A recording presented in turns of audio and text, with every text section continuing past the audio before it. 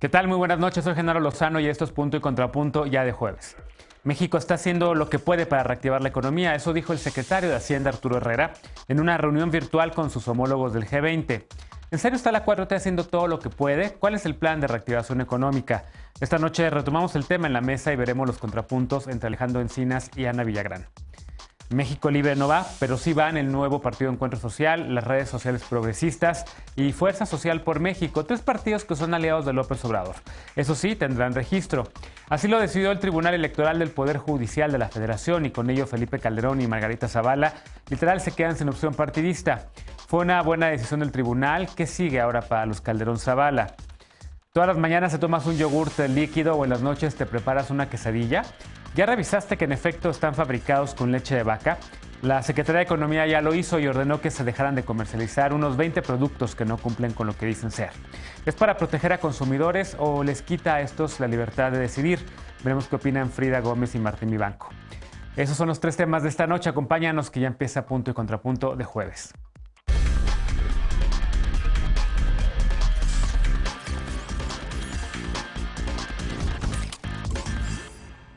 Uno no hace lo que quiere, pero sí lo que puede. Seguramente alguna vez te has sentido así, sin disponer de todos los recursos necesarios para solventar algún inconveniente. Bueno, pues no es la única persona en sentirse así. México está igual. Como país de ingreso medio, no dispone de la capacidad de maniobra necesaria para instrumentar las medidas que quisiera para reactivar la economía. Así lo dijo el secretario de Hacienda, Arturo Herrera. Veamos el contexto. México no hace todo lo que necesita, sino todo lo que puede hacer para reactivar su economía. El secretario de Hacienda, Arturo Herrera, dijo que nuestro país no tiene muchos recursos, por lo que no puede actuar como los países avanzados que tienen márgenes de maniobra para aportar todo lo que se necesite. En un mensaje ofrecido durante la reunión del G20, el funcionario señaló que los países de ingreso medio, como México, Bulgaria, Colombia y Perú, no tienen suficientes recursos sociales, fiscales o económicos. Nosotros no hacemos como ellos todo lo que se necesite, sino todo lo que podemos. La Secretaría de Hacienda proyecta un crecimiento económico para el país del 4.6% para el 2021, condicionando la reactivación económica. Herrera pidió a los organismos internacionales trabajar en una estrategia que ayude a impulsar a las economías de países de ingresos medios, como México. Realizada de manera virtual, la reunión de ministros de Hacienda de las 20 principales economías del mundo pactó ampliar la suspensión de los pagos del servicio de la deuda para los países más pobres del mundo. Punto y contrapunto.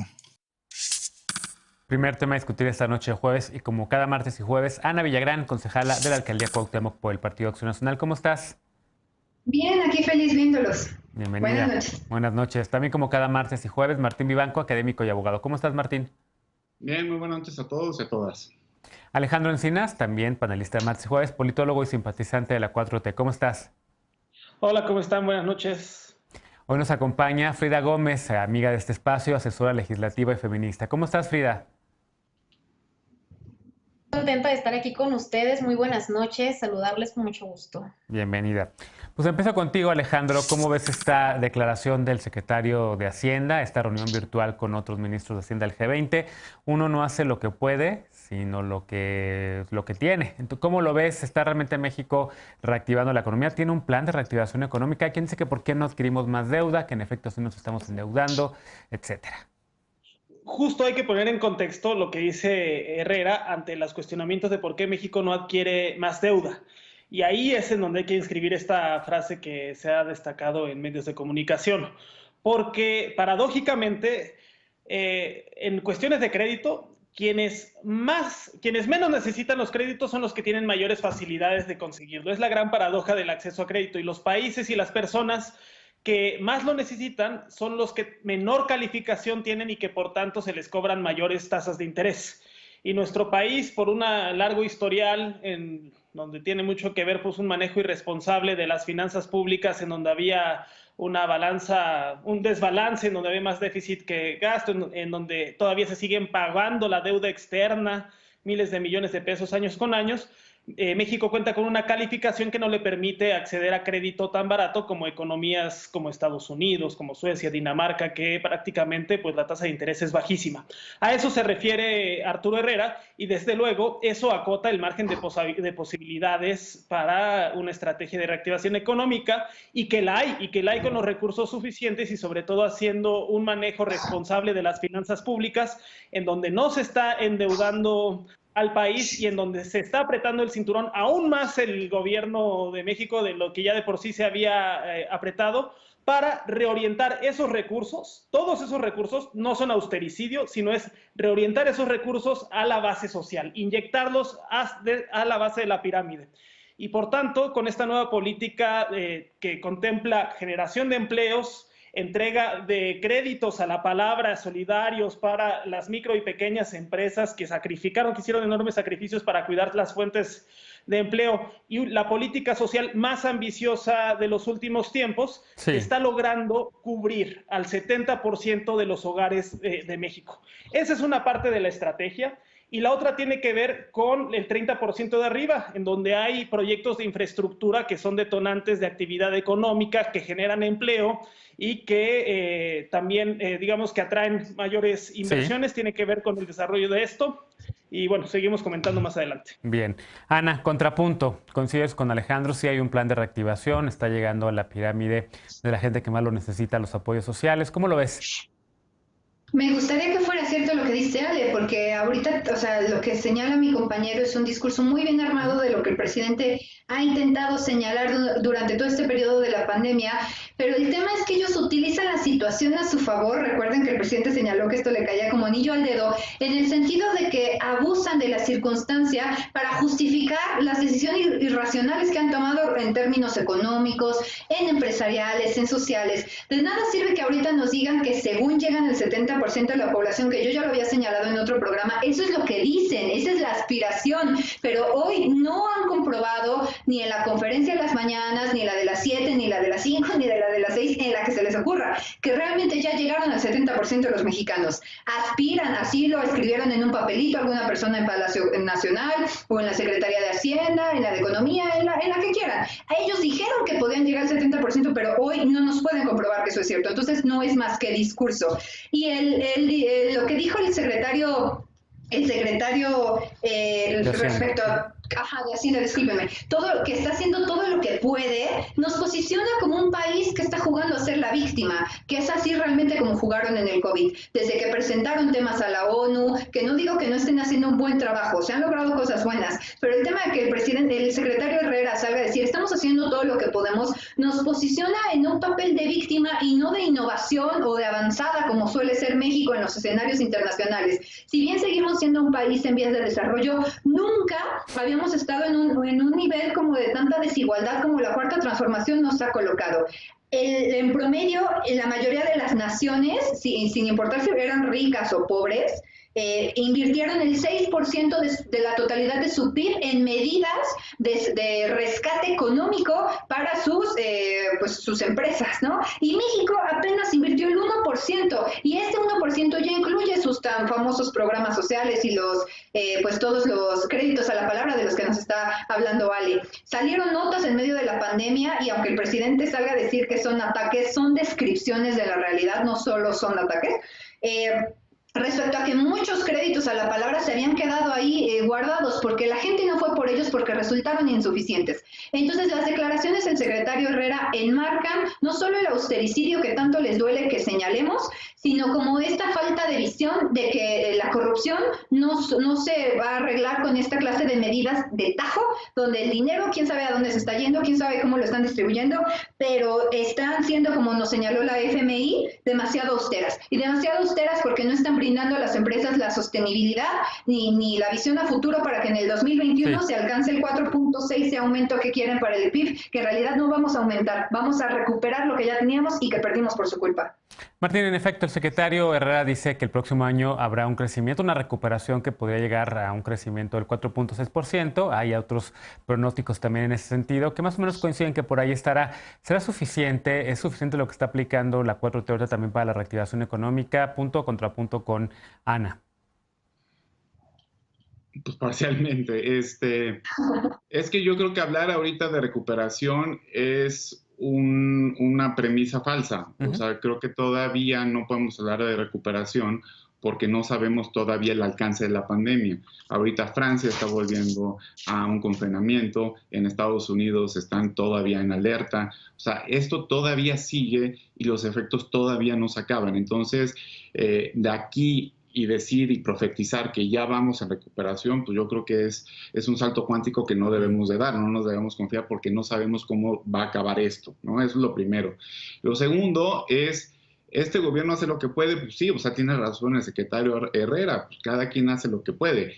Lo que nos debemos de preguntar es si hizo lo que se pudo haber hecho en el momento adecuado, ¿no? Y creo que no, creo que no. Es más, desde principios del gobierno, alguien con tanta legitimidad, que tuvo tanta votación, que millones de personas votaron por él, como el presidente López Obrador, tenía la oportunidad histórica de hacer una reforma fiscal integral y no quiso porque es una idea fija que trae. Un gran amigo mío que es economista, que se llama Antonio Ávila, que estudió en los 60s en UNAM, me cuenta una historia que Víctor Urquidi en ese entonces era el rector del Colegio de México y trajo un gran economista de Cambridge, Nicolás Caldor, hicieron una reforma fiscal integral para ese entonces y se la llevaron al entonces secretario de Hacienda, Ortiz Mena. Y Ortiz Mena desde entonces dicen, no hay espacio fiscal. ¿Qué quiere decir eso? No hay oportunidad política. Y desde esa fecha hasta acá no hemos tenido una reforma fiscal realmente integral. Esa es una oportunidad que perdió este gobierno. Después, cuando llegó la pandemia, que no es culpa del gobierno, pero ya veníamos decreciendo, se les dio opciones. Dijimos, contraten deuda. Dicen, está muy cara. El FMI tenemos una línea de crédito que está al 4%. Ahora, ¿te la van a hacer más cara si el dinero se lo vas a dar a Pemex? Pues sí. Otra cosa eligieron, un impuesto transitorio, que es la propuesta de Levy. Tampoco. Y ahorita vemos un presupuesto ordinario en una situación muy extraordinaria. O sea, sí es algo muy complejo. Sí están reportando, Frida, números de recaudación históricos y sobre todo para los segmentos de quienes más ingresos ganan, ¿no? Creo que sin tener una reforma fiscal han estado teniendo muchos mayores ingresos, o por lo menos así lo reportó Raquel Buenrostro recientemente en una mañanera. Pero ¿es suficiente? Otra vez, la pregunta, digamos, que abre este bloque ¿es suficiente lo que está haciendo la 4T para la reactivación económica? ¿Te gustaría ver algo más a ti? Yo creo que sí es necesario invertir recursos en que los apoyos se aterricen de forma pues más dinámica hacia pequeñas empresas que son las que mantienen viva la actividad económica. Sin embargo, la verdad es que toda la política de austeridad ha sido bastante precisa en cuanto a los tiempos. Primero porque hay que ser bastante objetivos. El Fondo Monetario Internacional aprovecha principalmente este tipo de momentos para endeudar a los países que están en vías de desarrollo y con ello cobrarles grandes deudas con grandes intereses que no solamente en ocasiones se vuelven impagables, sino que definitivamente México no está en capacidad de contratar ni tampoco en la necesidad. Y el punto número 2, algo que sí me parece muy importante es que ni se ha terminado la oportunidad para realizar una reforma fiscal y lo que sí se ha hecho es ejecutar la ley en términos fiscales tal como se encuentra para los que antes eran consentidos del gobierno que podían darse el lujo de no pagar grandes cantidades de impuestos y que ahora sí los están pagando. Veíamos hace unas horas que Electra, uno de pues, los propios contratistas que acusan mucho de ser cercanos a López Obrador, Salinas Pliego, fue condenado a pagar cerca de 2,000 millones de pesos al fisco. Y la otra parte que es los ingresos por remanentes de los cambios que se dan en las tasas en los tipos de cambio, perdón. Es algo que no solamente se habla dentro del gobierno, es algo que ya anunció Fitch Ratings, la calificadora internacional, en la que pues inclusive se posiciona que será cerca del 1% del PIB, lo que va a tener el gobierno de México solo por remanentes del cambio monetario, que son cerca de 500,000 millones de pesos que en abril del próximo año el Banco de México va a inyectar directamente hacia Hacienda para que Hacienda pueda distribuir los recursos. Es dinero que al final en este momento tal vez podamos percibir bastante tensión económica, pero que eventualmente puede anunciar una recuperación hacia el próximo año. Sí, vi la mano levantada de Ana y también de Martín. Ana primero. Sí, muchas gracias, sí. A ver, lo que me preocupa es que quizá Frida o yo no entendamos lo que es la pobreza, porque las dos cobramos del gobierno y en este momento tenemos trabajo. Pero el tema es que no necesitamos acciones de gobierno que den resultados en abril. Por supuesto, en abril seguramente serán muy importantes y lo platicaremos en el momento, pero el día de hoy el COVID ya dejó o va a dejar 9 millones más de pobres en México. Más de 9 millones de pobres que van a sufrir las consecuencias de la inacción del gobierno federal en este momento. El COVID llevó a la pobreza extrema. Eran pobres y quizá ahora ya son más pobres 16 millones de mexicanos. Entonces, esta clase de acciones que el secretario Herrera dice, estamos haciendo lo que podemos, pues no es suficiente, porque 16 millones de mexicanos y mexicanas hoy no tienen con qué vivir. Y no se trata no solo no tienen con qué comer y las ayudas han sido insuficientes, no tienen con qué pagar su casa, su escuela, su sustento, probablemente no puedan tener Navidad. Entonces, qué bueno que estén pensando y que haya medidas porque más personas pagamos impuestos y grandes empresas. Creo que eso sí ha sido un gran logro del presidente López Obrador, pero ¿de qué sirve que vaya a haber en abril algo bueno cuando en diciembre probablemente muchas de las personas que hoy no tienen con qué comer acaben muertas? La cantidad de millones de mexicanos que acabaron en pobreza extrema es exorbitante y no lo quieren reconocer. Y eso afecta muchísimo a una de las promesas del presidente López Obrador, Martín, el tema de que iba a terminar el sexenio con menos pobres, de que primero los pobres iban a estar en la agenda de su gobierno, pero con la COVID, pues evidentemente esto se ha dificultado mucho más. ¿Querías hacer un comentario, Martín? Sí, o sea, y con la COVID y también con la política de este gobierno. El primer año hay que recordar que decrecimos. Me van a decir que así es normalmente, puede ser, pero pues, si cambian los hechos, normalmente se cambian de ideas. Aquí no. Y nada más dos cosas. Si tanto están en contra del Fondo Monetario Internacional, entonces no entiendo por qué el secretario Herrera hoy en su cuenta de Twitter celebra que haya sido postulado a la Junta de Gobernadores del Fondo Monetario Internacional. Eso es el primer punto. En efecto, también están pagando mucho más empresas. Creo que eso es bueno, pero la forma en cómo lo hicieron, que es a través de este triángulo punitivo, es equiparar fraude fiscal al lavado de dinero, y eso amerita prisión preventiva oficiosa y confiscamiento de bienes. No se me hace que sea de un país muy democrático, que digamos, porque no tienes derecho a defensa adecuada. Y lo que decías, Genaro, eso es preocupante. Este gobierno, que era de primero los pobres, va a salir con muchísimo más pobres y no vamos a recuperar el crecimiento que tuvimos en 2018. Algunos dicen que hasta 2030. Ante eso, creo que sí se pueden tomar medidas, y sobre todo lo que sea, Frida, que lleguen al empleo, que lleguen a los pequeños empresarios, que se ayude, que se les dote de recursos, no solamente a través de programas sociales. Hay muchísimos estímulos y hay mucha imaginación económica. Bien. Y grandes economistas que están haciendo cosas. Bueno, nos acabó el tiempo de este bloque, déjenme hacer una pausa, vamos a regresar para retomar otro tema que estaba muy sonando muchísimo en las redes sociales. Ayer el Tribunal Electoral del Poder Judicial de la Federación ratificó lo que ya se había anticipado. México Libre no obtuvo registro, pero sí avaló los de redes sociales progresistas, Encuentro Social por México y Fuerza Social por México. ¿Qué opina el panel de esta decisión? Regresamos a Punto y Contrapunto con esto, no te vayas.